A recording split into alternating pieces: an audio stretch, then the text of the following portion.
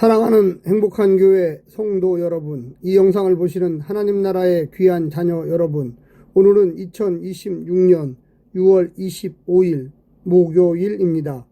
오늘 매일 성경 본문에서는 바울은 앞서 바울의 역사적 사실을 분명히 한 후에 죽은 자의 부활을 부정하는 자들에게 그리스도의 부활이 없다는 것을 강력하게 반박합니다. 만일 그리스도가 다시 부활하지 못하셨다면 사도의 선포와 성도의 믿음은 모두 실체 없는 헛것이 됩니다. 이 경우 신자는 여전히 죄의 권세 아래 있으며 잠자는 자들은 멸망한 것입니다.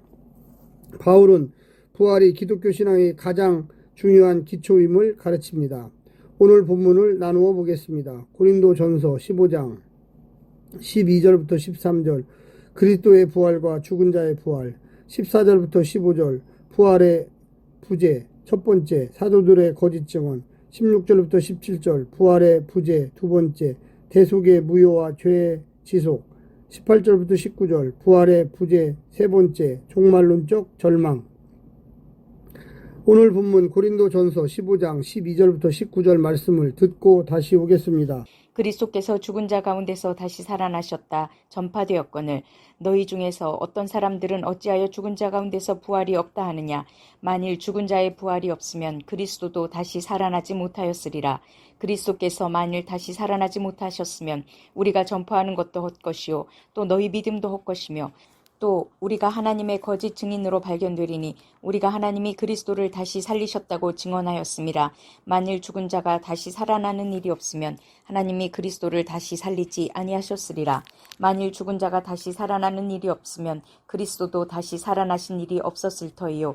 그리스도께서 다시 살아나신 일이 없으면 너희의 믿음도 헛되고 너희가 여전히 죄 가운데 있을 것이요. 또한 그리스도 안에서 잠자는 자도 망하였으리니 만일 그리스도 안에서 우리가 바라는 것이 다만 이 세상의 삶뿐이면 모든 사람 가운데 우리가 더욱 불쌍한 자이리라. 고린도 교회가 부활을 부정하는 것은 헬라 철학의 이원론 때문입니다. 당시 헬라 문화는 영혼을 귀하게 여기는 반면 육체는 감옥처럼 악하고 일시적인 것으로 여겨 몸의 부활이라는 개념 자체를 혐오하거나 불필요하게 여겼습니다. 또한 일부는 이미 영적으로 부활했다는 실현된 종말론에 빠져 종말론적 소망을 경시했습니다. 죽음 이유를 허무로 보며 현세의 쾌락을 추구했던 에피쿠루스 철학의 영향도 무시할 수 없었습니다. 이러한 문화 속에서 성도들은 부활 신앙 때문에 사회적 특권을 포기하고 고난을 감내하고 있었습니다. 바울은 만약 부활이 없다면 이러한 희생이 무가치하며 쾌락을 절제하고 박해를 견디는 성도들이야말로 세상에서 가장 불쌍한 존재라고 지적하고 있습니다. 오늘 본문을 세 부분으로 나누어 자세히 설명드리겠습니다. 첫 번째, 죽은 자의 부활이 없다. 고린도 일부 교인들은 부활이 없다는 주장에 동조했습니다. 영지주의자들에게 몸은 약한 것인데 그 몸이 다시 살아난다는 것은 생각할 수 없는 일이었습니다. 증거가 있어서 부활이 없다고 주장한 것이 아니라 자신들이 알고 있고 믿고 있는 것이 옳은 것이 되게 하려고 숱한 증거들을 부정한 것입니다. 죽은 자의 부활이 애초에 불가능하다면 그리스도의 부활도 없고, 그러면 부활을 전하는 사도들은 거짓말 장이가 되고 기독교는 거짓말에 근거하여 수천 년을 이어온 사기 종교가 되는 것입니다. 전혀 무가치한 주장과 거짓 약속에 기대어 자기 삶을 헌신한 신앙인들은 천하에 불쌍하고 어리석은 자가 됩니다.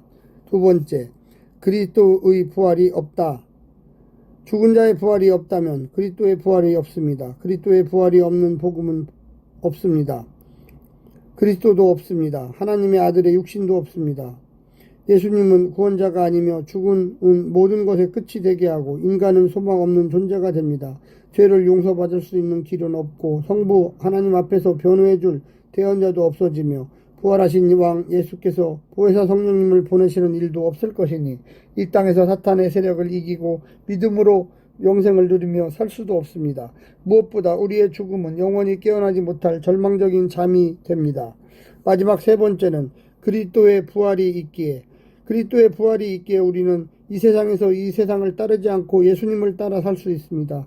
예수님과 하나님 나라를 위해 박해를 당하고 수치와 모욕을 당하고 추방을 당하고 가난한 삶을 사는 것이 가치 있는 삶이 됩니다. 부활이 없다면 그렇게 살아온 그리스도인이 가장 불쌍하고 어리석은 자가 됩니다. 그리스도의 부활은 구약에서부터 약속하신 모든 언약의 약속을 완성하며 장차 이루어질 새하늘과 새 땅의 약속을 선취하는 사건입니다. 따라서 오늘 그리스도인들로 하여금 그 하나님 나라의 축복을 미리 누리며 그 땅의 삶의 질서와 가치를 따라 미리 살게 해줍니다.